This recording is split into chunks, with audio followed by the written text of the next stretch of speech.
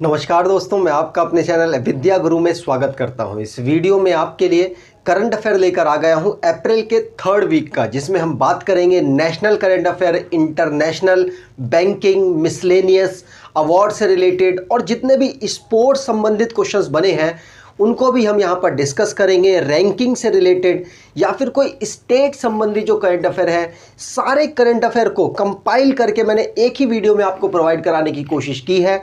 अगर आप इस चैनल पर पहली बार आए हो और अगर आपको वीडियो अच्छी लग जाए तो वीडियो को लाइक ज़रूर कर दीजिएगा एटलीस्ट, और अगर आपको वीडियो अच्छी लगे तो सब्सक्राइब कर लीजिएगा चैनल को, जिससे कि आने वाली वीडियो की इन्फॉर्मेशन आपको आसानी से मिल जाए। यहाँ पर सारे क्वेश्चन को मैं डिटेल में बताता हुआ चलूँगा और एक्स्ट्रा इन्फॉर्मेशन जो भी स्टैटिक इन्फॉर्मेशन है वो भी साथ में देता हुआ चलूँगा। ये श्योर है कि अगर अप्रैल के 3rd वीक से अगर करंट अफेयर बनता है तो इसी वीडियो से बनेगा। ठीक है, चलिए आगे बात करें। तो सबसे पहले बात होगी नेशनल करंट अफेयर की। जो भी नेशनल करंट अफेयर है उसकी हम यहाँ पर चर्चा करने वाले हैं। तो पहला क्वेश्चन है, प्रधानमंत्री नरेंद्र मोदी जी ने 108 feet tall statue lord Hanuman ji, भगवान हनुमान जी का स्टैचू अनवील किया है। कहां पर? गुजरात में। आपको बता दूं, जो ये हनुमान जी का स्टैचू बनाया गया है ये किसके अंतर्गत बनाया गया? तो मतलब बनाया जा रहा है कि 4 जगहों पर, देश की 4 बड़ी बड़ी जगहों पर इनको लगाया जाएगा, इनको सेटअप किया जाएगा। और ये 4th जगह है जहां पर गुजरात में, एक हिमाचल प्रदेश में लगाया गया, एक साउथ में लगाने की सोची जा रही है और एक भोपाल में मतलब माना जा रहा है कि वहाँ पर लगाया जाएगा। मतलब कोशिश की जा रही है कि जिस तरीके से 4 धाम हैं, ऋषिकेश और नासिक में, ये जो 4 धाम जिस तरीके से माने जाते हैं उसी प्रकार से हनुमान जी की जो मूर्ति है वो भी 4 जगह लगाई जाएगी। उसमें एक जो मूर्ति है वो गुजरात में इन्होंने रिसेंटली में अनवील की है, आपको ध्यान रखना है। तो हनुमान जी 4 धाम प्रोजेक्ट के अंतर्गत इस मूर्ति को नरेंद्र मोदी जी ने 108 फीट की ये मूर्ति है उसको गुजरात के मोरबी में लॉन्च किया है। याद रखना है, इंपॉर्टेंट क्वेश्चन है। जैसे 4 धाम नॉर्मली आपको गंगा बड़ी बड़ी रिवर्स के जो साइड में हम बनाते हैं, उसी प्रकार से हनुमान जी के भी 4 धाम बनाने की कोशिश सरकार के द्वारा की जा रही है। ठीक है, चलिए आगे बात करें। अगला क्वेश्चन है, प्रधानमंत्री नरेंद्र मोदी जी ने ही के पटेल सुपर स्पेशलिटी हॉस्पिटल को भुज में ओपन किया है। अब आप सोच रहे होंगे, ठीक है हॉस्पिटल ही तो है, हो जाता है, लेकिन आपको बता दूं भुज में जो कि गुजरात में पड़ता है, गुजरात के कच्छ डिस्ट्रिक्ट में भुज पड़ता है, वहाँ पे ये पहला इस टाइप का पहला एक हॉस्पिटल है, इसलिए आपके लिए मोस्ट इंपॉर्टेंट है। याद रखिएगा, भुज में के पटेल सुपर स्पेशलिटी हॉस्पिटल को नरेंद्र मोदी जी ने इनॉग्रेट किया है। आपको ध्यान रखना है 200 बेड यहाँ पर होंगे अवेलेबल स्टार्टिंग में, बाद में इसकी कैपेसिटी बढ़ाई भी जा सकती है। आगे बात करें। अगला क्वेश्चन है, प्रधानमंत्री नरेंद्र मोदी जी ने दोबारा से काम किया है। क्या काम किया है कि प्रधानमंत्री संग्रहालय, आपको पता होगा नई दिल्ली के 3 मूर्ति जो एक कॉम्प्लेक्स है वहाँ पर इसको बनाया जा रहा था और इसका इनॉग्रेशन नरेंद्र मोदी जी ने कर दिया है। एक साथ साथ इंफॉर्मेशन ये भी आई है कि मान लीजिए अगर आप विजिट करते हैं यहाँ पर तो आपको कुछ पैसा, आपका जो टिकट होगी वो देनी पड़ेगी, टिकट का पैसा देना पड़ेगा। उसके लिए जो प्रधानमंत्री संग्रहालय है उसने पेटीएम के साथ टाई अप किया है, जिससे कि ऑनलाइन जो ट्रांजैक्शन होगी उसको पेटीएम अब संभालने वाला है। शायद आप समझ चुके होंगे, प्रधानमंत्री संग्रहालय में प्रधानमंत्री जो रहे हैं अभी तक उन सभी की डिटेल, डेट के अकॉर्डिंग डिटेल सारी इंफॉर्मेशन आपको प्रोवाइड कराने की कोशिश की जाएगी कि देश के डेवलपमेंट में जो हमारे प्रधानमंत्रियों का योगदान रहा है उसको आम जन भी जाने कि कितना उन्होंने सेक्रीफाइसेस किए हैं और कितना उन्होंने अपने काम को डेडिकेट किया है अपने आप को। वो सारी चीज़ें यहाँ पर बताने की कोशिश की जाएगी। मतलब हर प्रधानमंत्री की जो अचीवमेंट्स हैं, जिस तरीके से उन्होंने अचीव किया है अपने कोई भी चीज़, चाहे वो उनका पॉलिटिकल करियर हो, चाहे वो उनका पर्सनल करियर हो, उन सभी को यहाँ पर बताने की कोशिश होगी। याद रखिएगा, प्रधानमंत्री नरेंद्र मोदी जी ने इसको अनवील भी, मतलब लॉन्च भी कर दिया है। ठीक है, चलिए आगे बात करें। अगला क्वेश्चन है, UNFAO मतलब united nation food agriculture organisation, इसने भारत की मुंबई और साथ साथ हैदराबाद को 2021 की tree city of the world घोषित किया है। क्यों किया है मैं आपको बता दूं। देखिए, अर्बन एरिया जो होते हैं किसी भी सिटी के, वहां पर अगर पेड़ों को बचाने के लिए काफी ज्यादा योगदान दिया जाए और कोशिश की जाए कि वहां के पेड़ बच जाएं, इसके लिए जो वहाँ की लोकल है वो पार्टिसिपेट करती है। इसी के लिए मतलब इन्होंने मुंबई के जो लोकल्स हैं और हैदराबाद के जो लोकल्स हैं, इन्होंने अपने यहाँ पर अर्बन एरिया होने के बावजूद भी यहाँ पर पेड़ों को बचा लिया है, जिसकी वजह से united nation food agriculture organisation ने इन दोनों सिटीज़ को 2021 का tree city of the world घोषित किया है। आपको लग रहा होगा पहले कभी किसी सिटी को किया है? बिल्कुल, 2020 में ही हैदराबाद को tree city of the world घोषित किया गया था। इस साल दोबारा से घोषित किया है हैदराबाद को, और साथ साथ मुंबई को भी इंक्लूड कर दिया है tree city of the world के रूप में UNFAO के द्वारा। यहां पर बात की जाए वर्ल्ड ऑर्गेनाइजेशन जो है फूड एंड एग्रीकल्चर की, उसका हेडक्वार्टर है रोम, इटली में, और इसको फाउंड किया गया था 1945 में। आगे बात करें, अब इतने ही बने थे नेशनल जो करंट अफेयर है वो इतने ही बने थे। अब बात करेंगे इंटरनेशनल करंट अफेयर की। जो भी इंटरनेशनली करंट अफेयर बने हैं उनकी हम यहाँ पर चर्चा करेंगे डिटेल में। तो पहला क्वेश्चन है, एग्रीकल्चर, जितना भी एग्रीकल्चर का इंपोर्ट है इंडोनेशिया ने सस्पेंड कर दिया है भारत का।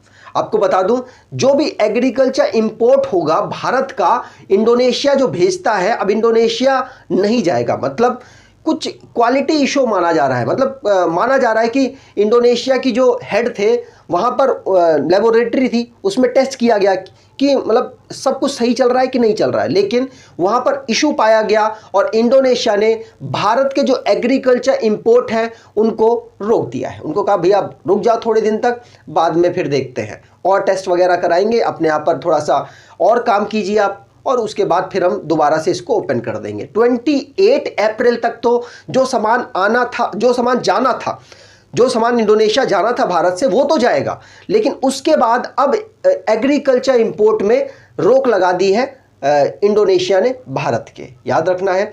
तो भारत ऐसी क्या क्या चीज़ें इंडोनेशिया में भेजता था, तो आपको बता दूं, शुगर, वीट, राइस, मेज, चिली, ग्राउंडनट और ओनियन का ज़्यादातर व्यापार इंडोनेशिया के साथ भारत करता था।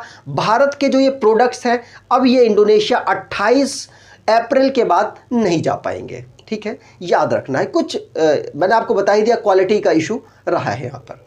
आगे बात करें, अगले क्वेश्चन की बात करें तो इजराइल का आपने अगर रिसेंटली में सुना हो, हमास से इनका युद्ध चल रहा था। युद्ध का मतलब नोक-झोंक चल रही थी, बहुत सारे मिसाइल उधर से आए, इन्होंने भी दागी। तो इंडोनेशिया में एक वर्ड चर्चा में आया। क्या आया चर्चा में?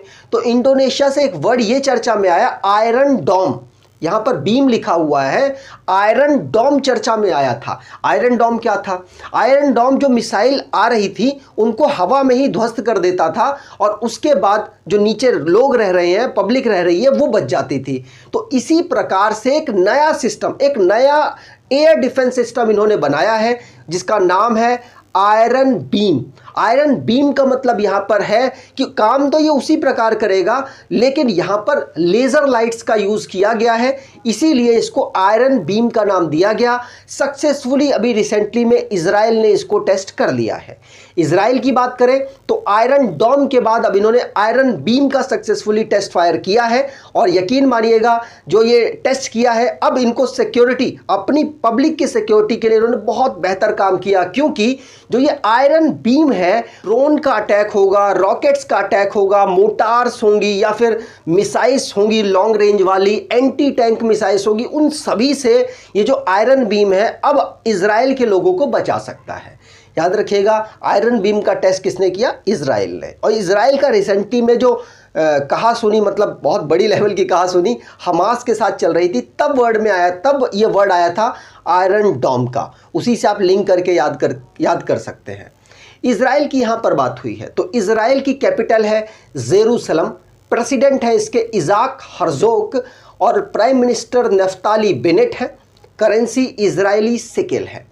आगे बात करें, अगला क्वेश्चन है इक्वाडोर से। इक्वाडोर पहली ऐसी कंट्री बन गया है जिसने वाइल्ड एनिमल्स को लीगल राइट दे दिया है, वो भी सबसे ज़्यादा अगर देखा जाए तो फोकस में रखा गया है जो एनिमल, वो है एक monkey, woolly monkey, black colour का ये मंकी आप देख सकते हैं। इसको मेन फोकस में इन्होंने रखकर पहला ऐसा कंट्री बना जिसने लीगल राइट प्रोवाइड करा दिया है वाइल्ड एनिमल्स को। ये पूछा जा सकता है आपसे कि जो कौन सा ऐसा देश है जिसने जो पहली कंट्री ऐसी बना है जिसने वाइल्ड एनिमल्स को लीगल राइट प्रोवाइड करा दिया है, तो आंसर यहां पर हो जाएगा इक्वाडोर। इक्वाडोर की बात करें तो ये जो देश है ये साउथ अमेरिका का एक देश है और इसकी कैपिटल क्विटो है, इसकी करेंसी डॉलर है और प्रेसिडेंट गुइलेर्मो लासो है।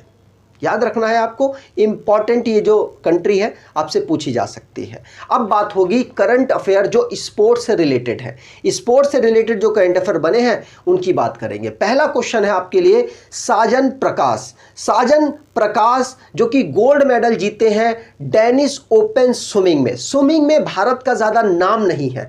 अगर कोई प्लेयर यहाँ पर गोल्ड, अगर सिल्वर मेडल भी जीतता है तो भी हमारे लिए चर्चा में आ जाता है। अगर यहाँ पर तो ये गोल्ड मेडल जीते हैं तब तो ये बहुत ज़्यादा चर्चा में आ गए हैं। हो सकता है आपसे एग्जाम में इस तरीके से पूछ लिया जाए कि जो रिसेंटली में डेनिस ओपन में एक पर्सन है साजन प्रकाश, ये गोल्ड मेडल जीते हैं और ये किस गेम से बिलोंग करते हैं, तो आपको कंफ्यूज किया जा सकता है। याद रखना है साजन प्रकाश किस तरीके से आप याद करेंगे, किसी आसपास का कोई लड़का है या कोई भी हो, साजन नाम है उसका, उसको लिंक कर दीजिए स्विमिंग से कि उसको बहुत अच्छी स्विमिंग आती है, तो उस तरीके से आप याद कर पाएंगे। तो साजन प्रकाश का नाम याद रखना है। इन्होंने कोपेनहेगन डेनमार्क में डेनिस ओपन स्विमिंग चैंपियनशिप में गोल्ड मेडल जीता है। ठीक है, 200 मीटर की बटरफ्लाई जो वो थी, रेस थी स्विमिंग की, उसमें इन्होंने गोल्ड मेडल जीता है। आगे बात करें, क्वेश्चन है थॉमस कप से। थॉमस कप वो कप होता है जिसमें मेंस प्लेयर पार्टिसिपेट करते हैं और ये बैडमिंटन का एक टूर्नामेंट होता है जिसमें रिसेंटली में जो जो घटनाएं घटी उसके बारे में मैं आपको बताने की कोशिश करूंगा। लेकिन इसी के समकक्ष, इसी के बराबर में एक और गेम होता है जो कि वर्ल्ड वुमेन के लिए, मतलब ये थॉमस कप तो मेन के लिए है, वुमेन के लिए ऊबर कप खिलवाया जाता है, मतलब करवाया जाता है। तो जो ऊबर कप है ये वुमेन के लिए है और थॉमस कप मेंस के लिए है। वो अगर थॉमस कप की यहाँ पर बात की जाए तो ये दोनों टूर्नामेंट बैडमिंटन के टूर्नामेंट है। इंटरनेशनल बैडमिंटन फेडरेशन के द्वारा इसको कराया जाता है। और आप बात करें यहाँ पर थॉमस कप की तो सबसे पहला जो इसका टूर्नामेंट हुआ था, पहला जो इसका मैच, पहले जो मैच हुए थे इसके जो ये कप के, तो 1949 में हुआ था और उसमें मलेशिया ने डेनमार्क को हरा दिया था। यहाँ पर बात करें कि रिसेंटली वाला 2020 में ऑर्गेनाइज कराया गया जिसमें इंडोनेशिया ने चाइना को हरा दिया और इस कप में कब्जा अपना कर लिया था। किस कप में? थॉमस कप में। यहाँ पर बात करें थॉमस कप अगले वाले कहाँ ऑर्गेनाइज कराए जाने हैं, तो हर दो साल में इसको कराया जाता है। 2022 में इसको बैंकॉक थाईलैंड में ऑर्गेनाइज कराया जाएगा और 2024 में जो थॉमस कप है उसको चाइना में ऑर्गेनाइज कराया जाएगा। रिसेंटली में इनकी चर्चाएं चली थी इसलिए मैंने आपको बताने की कोशिश की है। आगे बात करें, अगला क्वेश्चन है उड़ीसा के जो चीफ मिनिस्टर हैं इनका नाम क्या है, तो इनका नाम है नवीन पटनायक। नवीन पटनायक जी ने एक लोगो लॉन्च किया है 2023 का मेंस हॉकी वर्ल्ड कप का। आपको पता होगा कि उड़ीसा में ही जो वर्ल्ड कप है, हॉकी का वर्ल्ड कप है, वो ऑर्गेनाइज होने वाला है। और पिछली बार भी जो ये वर्ल्ड कप था, जो मेंस हॉकी वर्ल्ड कप, वो भी उड़ीसा में ही ऑर्गेनाइज हुआ था। और उड़ीसा के जो चीफ मिनिस्टर हैं नवीन पटनायक जी ने अभी रिसेंटली में एक लोगो लॉन्च किया है मेंस हॉकी वर्ल्ड कप का, इसीलिए चर्चा में आ गया था। आपको ध्यान रखना है कि जो मेंस हॉकी वर्ल्ड कप है वो भारत में उड़ीसा में ऑर्गेनाइज कराया जाएगा। उड़ीसा की जो कैपिटल है भुवनेश्वर में ऑर्गेनाइज कराया जाएगा, जिसका रिसेंटली में लोगो अनवील किया जो नवीन पटनायक जी उड़ीसा के जो चीफ मिनिस्टर हैं उनके द्वारा। आगे बात करें, अगला क्वेश्चन है तमिलनाडु। तमिलनाडु ने पंजाब की जो टीम है बास्केटबॉल की, उनको नेशनल बास्केटबॉल चैंपियनशिप में हरा दिया है।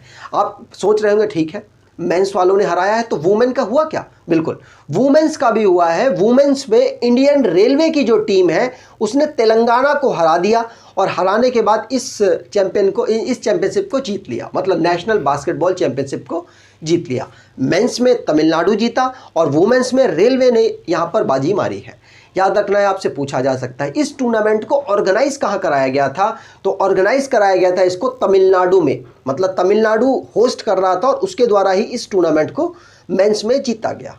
आगे बात करें, अगला क्वेश्चन है इंडिया मतलब जो street child cricket world cup है इसको होस्ट करने वाला है। आपको लग रहा होगा अच्छा आईसीसी करवा रहा होगा, नहीं, इसको आईसीसी के द्वारा नहीं करवाया जा रहा। इसको बहुत सारे जो देश हैं वो मिलकर ऑर्गेनाइज करा रहे हैं, जो कि चाहते हैं कि उनके यहाँ पर क्रिकेट का जो स्तर है वो बढ़े। इसमें भारत भी पार्टिसिपेट करेगा, भारत के जो चिल्ड्रंस हैं वो भी पार्टिसिपेट करेंगे और ऐसे बहुत सारे देश हैं जहां पर क्रिकेट ज़्यादा प्रचलित नहीं है, उसके बावजूद भी इस टूर्नामेंट में वो अपने बच्चों को, अपने यहाँ के जो चिल्ड्रंस हैं, प्लेयर्स हैं, उनको यहाँ पर पार्टिसिपेशन करने के लिए भेजेंगे।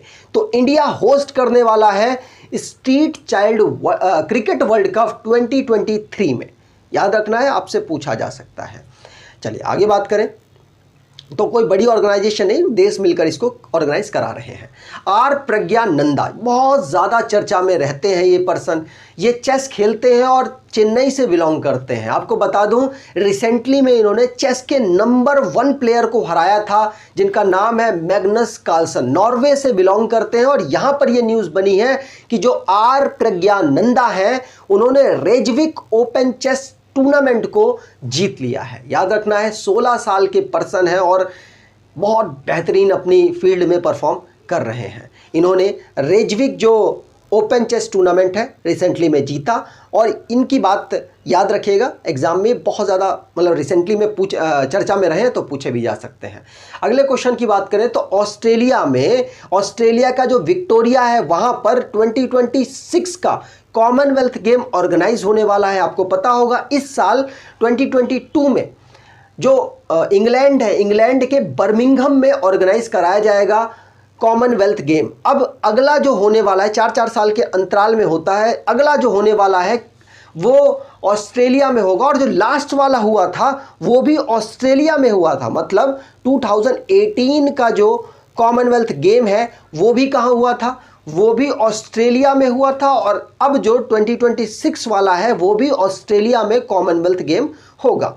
आपको बता दूं जो 2022 में 2022 वाला बर्मिंघम इंग्लैंड में इसी साल, जिस साल ये वीडियो रिकॉर्ड हो रही है उसी साल ये करवाया जाने वाला है। आपको बताऊं जो ये पहला, मतलब हो सकता है आपके दिमाग में आ रहा हो कॉमनवेल्थ गेम स्टार्ट कब से हुए थे? तो स्टार्ट हुए थे ये 1930 से। पहला वाला जो टूर्नामेंट था वो कनाडा में ऑर्गेनाइज कराया गया था। याद रखना है, इंपॉर्टेंट क्वेश्चन है। आगे बात करें, अगला क्वेश्चन है नीदरलैंड की जो टीम है उसने FIA junior women hockey world cup को जीत लिया है। 4th टाइम ये जीता है। आपको ध्यान रखना है नीदरलैंड की जो प्लेयर है, नीदरलैंड की जो टीम है उसने, वुमेन टीम, उसने जर्मनी को हराकर इस टूर्नामेंट को जीता है। और ये जो टूर्नामेंट है कौन सा? FIA junior women's hockey world cup 2022, ये ऑर्गेनाइज कराया गया था साउथ अफ्रीका में। याद रखना है जीता है नीदरलैंड, हारा है जर्मनी, ऑर्गेनाइज हुआ है साउथ अफ्रीका। इस तरीके से आप याद रखेंगे तो आप आसानी से टैकल कर पाएंगे इस तरीके के क्वेश्चन को। बात हुई है 2023 में जो women's FIH hockey junior world cup कहाँ ऑर्गेनाइज होगा? तो आंसर यहाँ पर हो जाएगा चिली, सेंटियागो चिली की जो कैपिटल है वहाँ पर इसको ऑर्गेनाइज कराया जाएगा। जो 10th एडिशन होगा, ये जो हुआ है ये 9th एडिशन अभी हुआ है। नीदरलैंड के द्वारा इस टूर्नामेंट को जीता गया, बिल्कुल। तो एम्स्टर्डम इसकी कैपिटल है, यूरो इसकी करेंसी है, किसकी? नीदरलैंड की। प्राइम मिनिस्टर मार्क रूट है। आगे बात करें, अगला क्वेश्चन है BCCI के सेक्रेटरी जय शाह, बहुत ज़्यादा चर्चित पर्सन है, अमित शाह जी के पुत्र हैं और इनको ICC क्रिकेट कमेटी में मेंबर के रूप में, बोर्ड के मेंबर के रूप में रिप्रेजेंटेशन मिला हुआ है। मतलब इनको अपॉइंट किया गया है कि भाई आप मेंबर बन गए हो अब ICC क्रिकेट कमेटी में, ठीक है। याद रखना है अब BCCI के जो सेक्रेटरी हैं उनको मेंबर बोर्ड रिप्रेजेंटेटिव बनाया गया है, कहाँ का? आईसीसी क्रिकेट कमेटी का। ये ऑलरेडी बीसीसीआई में सेक्रेटरी के पद पर काम कर रहे हैं और बहुत ज़्यादा चर्चित है, तो आप इनके बारे में जानते होंगे। भारत में क्रिकेट को कंट्रोल करने वाली बॉडी है बीसीसीआई और दुनिया में जो कंट्रोल करने वाली बॉडी है उसका नाम है आईसीसी। याद रखना, इंटरनेशनल क्रिकेट काउंसिल। ठीक, आगे बात करें, अगला क्वेश्चन है। और हाँ, थोड़े और अगर अपॉइंटमेंट की बात करें तो महिला जयवर्धने श्रीलंका के प्लेयर हैं, श्रीलंका के पूर्व प्लेयर हैं, फॉर्मर प्लेयर हैं, और इनको भी मेंबर के रूप में अपॉइंट करा रखा है। मतलब पहले भी थे और अब दोबारा से इनको रीअपॉइंट कर दिया गया है। आगे बात करेंगे, यहाँ पर इंटरनेशनल क्रिकेट काउंसिल मतलब आईसीसी की बात हुई है, तो इसको फॉर्म किया गया था 1909 में। स्टार्टिंग में इसका हेडक्वार्टर लंदन यूके में था, लेकिन 2005 में जो इसका हेडक्वार्टर चेंज करके दुबई यूनाइटेड अरब एमिरेट्स में कर दिया गया और अभी तक इसका हेडक्वार्टर यहीं पर है। बात की जाए इसके मेंबर की तो 106 इसके मेंबर हैं। ऑफिशियल लैंग्वेज इंग्लिश है। चेयरमैन ग्रेग बार्कले हैं जो कि न्यूजीलैंड से बिलोंग करते हैं, और इमरान ख्वाजा इस समय पर डिप्टी चेयरमैन है जो कि पाकिस्तान से बिलोंग करते हैं। और सीईओ की बात करें तो जियोफ एलाडिस हैं जो कि इंटरिम नहीं है, परमानेंट हो चुके हैं, और ये जो पर्सन है ये ऑस्ट्रेलिया से बिलोंग करते हैं, याद रखना है आपको। आगे बात करें, अगला क्वेश्चन है, पहला खेलो India national ranking women archery tournament को ऑर्गेनाइज कराया गया है जमशेदपुर में। याद रखना है, जमशेदपुर झारखंड में प्रेजेंट है और झारखंड में स्पोर्ट्स अथॉरिटी ऑफ इंडिया के द्वारा पहला खेलो इंडिया नेशनल वुमेन आर्चरी को ऑर्गेनाइज कराया गया टाटा आर्चरी एकेडमी में जमशेदपुर झारखंड में। याद रखना है, पूछा जा सकता है, पहला है ये, पहला खेलो India national ranking women archery tournament है, तो आपको ध्यान रखना है कहाँ ऑर्गेनाइज हुआ, आपसे पूछा जा सकता है। अगले क्वेश्चन की बात करें, मणिपुर के द्वारा होस्ट किया जा रहा है हाईएस्ट इंडियन नेशनल फ्लैग, कहाँ पर, INA कॉम्प्लेक्स में। INA का मतलब है इंडियन नेशनल आर्मी। जो इंडियन नेशनल आर्मी कॉम्प्लेक्स आप यहाँ देख सकते हैं, इंडियन नेशनल आर्मी जो कॉम्प्लेक्स है मणिपुर में, वहाँ पर हाईएस्ट, नॉर्थ ईस्ट का कहा जा रहा है हाईएस्ट जो फ्लैग है उसको मतलब फहराया गया है। आपको ध्यान रखना है कितना ऊंचा है, तो आपको बता दूं ये 165 फुट की इसकी हाइट है और मणिपुर में ये हाईएस्ट है, जो कि मणिपुर के चीफ मिनिस्टर के द्वारा इसको फहराया गया। मणिपुर के चीफ मिनिस्टर की बात की जाए तो N बीरेन सिंह, इन्हीं के द्वारा इसको फहराया गया और इसकी कैपिटल है इम्फाल, और इसके यहाँ पर डांस होता है मणिपुरी रास लीला, मणिपुरी रास लीला। ठीक है, चलिए आगे बात करें। अगला क्वेश्चन है तमिलनाडु से। तमिलनाडु के जो चीफ मिनिस्टर हैं उनके द्वारा 14 अप्रैल को घोषित कर दिया गया है इक्वालिटी डे के रूप में। तो इक्वालिटी डे के रूप में तमिलनाडु में अब हर साल मतलब कहा जा रहा है उनके चीफ मिनिस्टर के द्वारा कि हम इक्वालिटी डे को मनाएंगे। मतलब वहाँ पर अगर बोला जाए तमिल की भाषा में तो समथुआ नाल, जो कि इक्वालिटी डे अंग्रेजी में होता है। याद रखिएगा, इन्होंने अपने रूल में चेंज करके इसको अनाउंस किया है 14 अप्रैल को। क्या होता है तो BR अंबेडकर जी का इस दिन जन्मदिन होता है। ठीक है, चलिए आगे बात करें। तो अगला क्वेश्चन है उत्तराखंड से। उत्तराखंड में हिम प्रहरी स्कीम को लॉन्च किया गया, जो एक्स सर्विसमैन और यंगस्टर के लिए लॉन्च किया गया है। इसके अंतर्गत क्या होगा तो आपको बता दूं, जो पहाड़ी इलाकों में रह रहे लोग होते हैं वो वहाँ से पलायन करके शिक्षा, स्वास्थ्य और साथ साथ पैसे की कमाई के लिए, खाने के लिए वो नीचे समतल ज़मीनों पर चलते हैं। मतलब देश में ही अलग अलग जो डेवलप सिटी मानी जाती हैं वहाँ पर मूव कर जाते हैं। जिससे क्या हो रहा है, जिससे ये हो रहा है कि जो डेवलप सिटीज़ हैं जैसे कि दिल्ली हो गया, दिल्ली आप कह सकते हैं ठीक ठाक मतलब यहाँ पर रह सकते हैं, मुंबई हो गया, बड़ी बड़ी जो सिटीज़ हैं उस तरफ मूव करते हैं वो, जिससे वहाँ पर पलायन की स्थिति उत्पन्न हो जाती है और वहाँ पे पूरे गांव के गांव खाली हो जाते हैं। जिसको रोकने के लिए उत्तराखंड की जो गवर्नमेंट है उसने हिम प्रहरी स्कीम को लॉन्च किया है, जिसके अंतर्गत जो एक्स सर्विसमैन हैं और यंगस्टर हैं उनको प्रमोट किया जाएगा कि आप लोग जाएं, आप लोग अपना ट्रैवलिंग करें, ट्रैवलिंग करके वहाँ के लोगों से मिलें, जिससे कि वो लोग जब ट्रैवल करेंगे तो कुछ पैसा खर्च करेंगे, पैसा खर्च करेंगे तो वहाँ के जो लोकल हैं उनको पैसा मिलेगा, तो पैसे की वजह से वो दूसरी सिटीज़ में पलायन नहीं करेंगे। मेन पलायन रोकने के लिए हिम प्रहरी स्कीम को उत्तराखंड के द्वारा लॉन्च किया गया। जो वहाँ के चीफ मिनिस्टर हैं जिनका नाम पुष्कर सिंह धामी है, उन्होंने और साथ साथ अमित शाह जी ने इस स्कीम को लॉन्च किया है। आपको बता दूं, उत्तराखंड के चीफ मिनिस्टर की बात कर ली, पुष्कर सिंह धामी रिसेंटली में चुनकर आए हैं। उत्तराखंड की कैपिटल की बात की जाए तो देहरादून विंटर की है और गैरसैंण समर की है। गवर्नर है लेफ्टिनेंट जनरल गुरमीत सिंह। आगे बात करेंगे। अगला क्वेश्चन है, असम में नया साल के उपलक्ष्य में रंगाली बोहाग बिहू फेस्टिवल को सेलिब्रेट किया गया। याद रखना है, वैसे तो आपको याद भी होगा, बिहू फेस्टिवल असम में मनाया जाता है और रंगाली बोहाग बिहू फेस्टिवल नए साल के उपलक्ष्य में असम में मनाया गया। बात की जाए असम की तो असम की कैपिटल दिसपुर है। चीफ मिनिस्टर हेमंता बिश्वा शर्मा है। जगदीश मुखी यहाँ के गवर्नर हैं। जगदीश मुखी ऑलरेडी नागालैंड के भी गवर्नर हैं, मतलब एडिशनल चार्ज इनको नागालैंड का दिया गया है। नागालैंड के जो गवर्नर थे RN रवि साहब को तमिलनाडु भेज दिया गया और वो जगह खाली रह गई, तो इस समय पर जगदीश मुखी उस जगह को संभाल रहे हैं। आगे बात करें।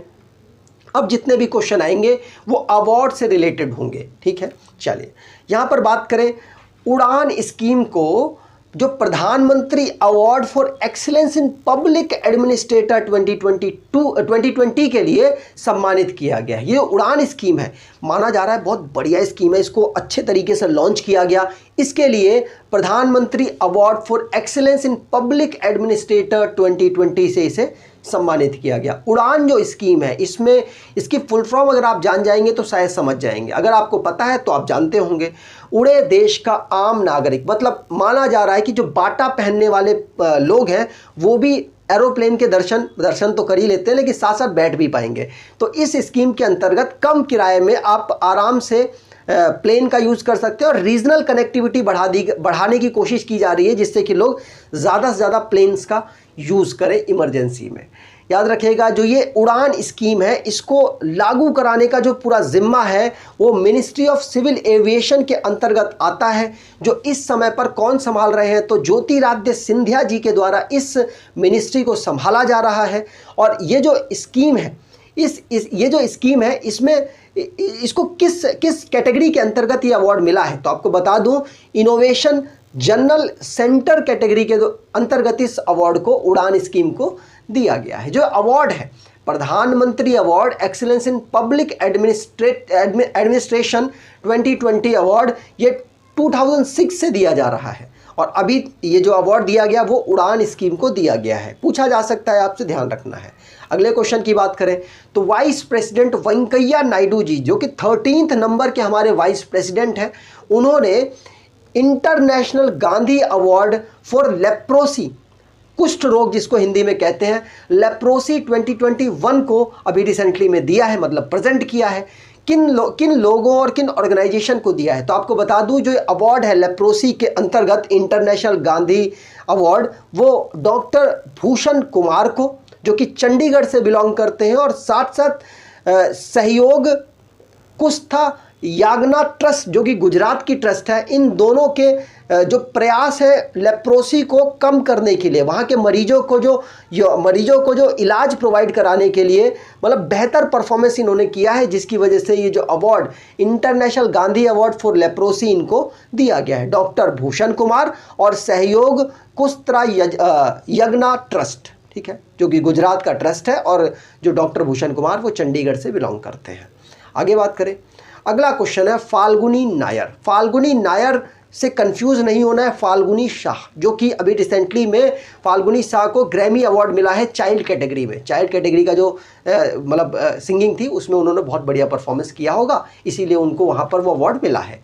तो ग्रैमी अवार्ड पाने वाली फाल्गुनी शाह थी, और ये फाल्गुनी नायर है। फाल्गुनी नायर को entrepreneur of the year award 2021 से सम्मानित किया गया है। जो फाल्गुनी नायर है कौन, आपको बता दूं, जो फाल्गुनी नायर है, ये नायका आपने सुनी होगी ब्रांड, जो कि कॉस्मेटिक्स वगैरह आप इसके सुने, आपने इसका जाना होगा। तो नायका जो है, नायका के फाउंडर और इस समय पर CEO के पद पर काम कर रही हैं कौन, फाल्गुनी नायर, इसीलिए इनको entrepreneur of the year award से सम्मानित किया गया। इसी अवार्ड में एक और कैटेगरी में अवार्ड दिया जाता है। वैसे बहुत सारी कैटेगरी में अवार्ड मिलता है, लेकिन जो इंपॉर्टेंट है वही हम यहाँ पर चर्चा कर रहे हैं। तो एक और अवार्ड है लाइफ टाइम अचीवमेंट अवार्ड। इसी मतलब जो entrepreneur of the year award में जो लाइफ टाइम अचीवमेंट अवार्ड है वो दिया गया है AM नायक को, जो कि चेयरमैन है लार्सन एंड टर्बो ग्रुप के। आपको ध्यान रखना है AM नायक और फाल्गुनी नायर का आपको नाम याद रखना है। आगे बात करें, अगला क्वेश्चन है प्रधानमंत्री नरेंद्र मोदी जी को पहला लता दीनानाथ मंगेशकर अवार्ड से सम्मानित किया गया, मतलब इसी साल पहली बार दिया गया, तो इनको नरेंद्र मोदी जी को चूज कर लिया गया। वैसे और भी लोगों को चूज किया गया है, लेकिन ये इंपॉर्टेंट पर्सन हमारे लिए ज़्यादा है एग्जाम पर्सपेक्टिव से, इसलिए हम इनकी चर्चा कर रहे हैं। तो प्रधानमंत्री नरेंद्र मोदी जी को लता दीनानाथ मंगेशकर अवार्ड दिया गया है। आपको ध्यान रखना है ये जो सेरेमनी है 24 अप्रैल को होगी और वहाँ पर इनको प्रोवाइड कराया जाएगा। आगे बात करेंगे, अब जितने बात होगी वो अपॉइंटमेंट से रिलेटेड होगी। जितने भी अपॉइंटमेंट हुए हैं उनकी हम यहाँ पर चर्चा करने वाले हैं। तो जैसे कि पहला क्वेश्चन है विक्रम देव दत्त, जो कि एयर इंडिया में CMD के पद पर अपॉइंट हुए हैं, जो इंडिया के एसेट होल्डर हैं। आपको ध्यान रखना है एयर इंडिया के एसेट होल्डर को CMD बनाया गया है, जिनका नाम है विक्रम देव दत्त। याद रखना है, पूछा जा सकता है आपसे एग्जाम में। अगले क्वेश्चन की बात करें तो अगला क्वेश्चन है IPS है लालपुरा, एक्स IPS है लालपुरा जी, जिनका पूरा नाम है इकबाल सिंह लालपुरा। इनको दोबारा से अपॉइंट किया गया है नेशनल कमीशन फॉर माइनॉरिटी के चीफ के पद पर। आपको ध्यान रखना है नेशनल कमीशन फॉर माइनॉरिटी को डेवलप किया गया था, मतलब फाउंड किया गया था 1993 में, और इनके जो इस समय पर चेयरपर्सन बनाए गए उनका नाम है इकबाल सिंह पुरा। आगे बात करें, इकबाल सिंह लालपुरा। ठीक, आगे बात करते हैं। अगला क्वेश्चन है हर्षवर्धन श्रृंगला, जिनको अगले साल भारत में G20 का जो पूरा ऑर्गेनाइजेशन है वो होने वाला है, मतलब G20 के जो अलग अलग मीटिंग है वो यहाँ पर होने वाली है, जिसका देखरेख के लिए चीफ कोऑर्डिनेटर का पद बनाया गया और उसके लिए हर्षवर्धन श्रृंगला को अपॉइंट किया गया है। याद रखना है हर्षवर्धन श्रृंगला इससे पहले फॉरेन सेक्रेटरी के पद पर काम कर रहे थे, लेकिन वहाँ से इनको हटाया गया और इनको G20 चीफ कोऑर्डिनेटर के पद पर बैठा दिया गया। याद रखना है अगले साल भारत G20 की जो पूरी मीटिंग है, अलग अलग मीटिंग जो होती है एग्रीकल्चर, मतलब कोई भी हमारी बिजनेस से रिलेटेड, कोई भी हमारी इकोनॉमी से रिलेटेड, वो सारी जो मीटिंग है वो यहाँ पर ही होगी, भारत पर ही होगी। अब भारत पर होगी तो भारत को एक कोऑर्डिनेटर बनाना पड़ेगा जो देखरेख करेगा, अच्छे से मैनेज करेगा। उनका नाम है हर्षवर्धन श्रृंगला। यहाँ पर बात की जाए G20 की, तो G20 के जो होस्ट अलग अलग कंट्रियों ने किए उनकी बात करें तो पहला जो इनका होस्ट हुआ था वो USA के द्वारा हुआ था। यहाँ पर बात करें 16th नंबर की तो वो 2021 में इटली में हुई, और अगले साल इंडोनेशिया में 17th नंबर की और 18th नंबर की भारत में ऑर्गेनाइज होने वाली है 2023 में। और 2024 में जो 19th नंबर की होगी वो ब्राज़ील में अभी मतलब माना जा रहा है करवा देंगे वहाँ पर, और 20 नंबर की 2025 में साउथ अफ्रीका में जो मीटिंग है वो ऑर्गेनाइज कराई जाएगी। आगे बात करें, अब मिसलेनियस क्वेश्चन आएंगे। जितने भी क्वेश्चन होंगे वो मिसलेनियस होंगे, मतलब उनको किसी कैटेगरी में आप नहीं डाल सकते, उस तरीके के अब आपके लिए क्वेश्चन आने वाले हैं। पहला क्वेश्चन है, पहला इंडिया का इंटरनेट रेडियो जिसका नाम रेडियो अक्ष है उसको लॉन्च किया गया। अच्छा, रेडियो अक्ष है, क्या बात है, कोई बड़ी बात है क्या? बिल्कुल बहुत बड़ी बात है। आपको बता दूं जो रेडियो अक्ष है ये विजुअल चैलेंज जो पर्सन्स हैं उनको डेडिकेट करके लॉन्च किया गया है। मतलब ये क्या है आपको बता दूं, ये एक चैनल है जो विजुअल इंपेयर्ड पर्सन्स हैं उनकी जो स्टडी है उसको कैरी करेगा। समझ रहे हैं, मतलब ये रेडियो अक्ष नाम का एक चैनल बनाया गया, रेडियो चैनल बनाया गया जो कि अभी तक का पहला है भारत में। और ये विजुअल इंपेयर्ड पर्सन्स की जो पढ़ाई रुक जाती है, अगर वो रुक जाती है तो कोशिश की जाए कि वो घर से बैठकर ही पढ़ ले। तो उसके माध्यम से, किसके माध्यम से, रेडियो अक्ष के माध्यम से अभी अपनी पढ़ाई को आगे कैरी कर सकते हैं। कहा जा रहा है कि एजुकेशन फॉर ऑल, इसी के अंतर्गत ये रेडियो अक्ष को लॉन्च किया गया है। आपको ध्यान रखना है जिससे कि ब्लाइंड पर्सन्स थोड़ा सा अपनी पढ़ाई को आगे तक कैरी कर सकें। रेगुलर तो स्कूल वगैरह मतलब मोस्टली घर वाले नहीं भेज पाए तो इस माध्यम से अपनी पूरी पढ़ाई को कंप्लीट कर सकते हैं। ठीक है। इसे कोशिश की जा रही कि बिल्कुल एरर फ्री बनाया जाए, 2-3 स्टेज से गुजारा जाए कंटेंट को, पूरी कोशिश है। इसके बारे में बहुत बड़ी डिटेल है, बस आपको इतना याद रखना है। रेडियो अक्ष जो कि विजुअल चैलेंज जो पर्सन है उनके लिए पहला रेडियो टाइप का एक चैनल है और भारत में ऐसा लॉन्च हुआ। और कहाँ पे हुआ? नागपुर में इसको लॉन्च किया गया, ठीक है। नागपुर महाराष्ट्र में पड़ता है। अगले क्वेश्चन की बात करें तो पौंडुचेरी की जो एलजी है कौन है? तमिलसाई सुंदरराजन। तमिलसाई सुंदरराजन के द्वारा एक वहाँ पर फेस्टिवल ऑर्गेनाइज कराया गया, उसको उन्होंने लॉन्च किया है जिसका नाम है IC पौंडी 2022। ये फेस्टिवल को जो कि बीच में ऑर्गेनाइज कराया जाएगा एलजी की पौंडुचेरी की एलजी के द्वारा इसको लॉन्च किया गया। साथ साथ वहाँ के जो चीफ मिनिस्टर हैं वो भी अवेलेबल थे जिनका नाम N रंगास्वामी है।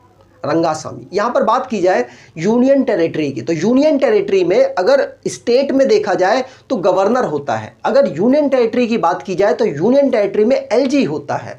एलजी और गवर्नर कहीं ना कहीं सेम ही पद धारण करते हैं, लेकिन गवर्नर का पद इतना ज़्यादा पावरफुल नहीं होता है। एलजी उस पूरे यूनियन टेरिटरी में मोस्ट पावरफुल पर्सन होता है।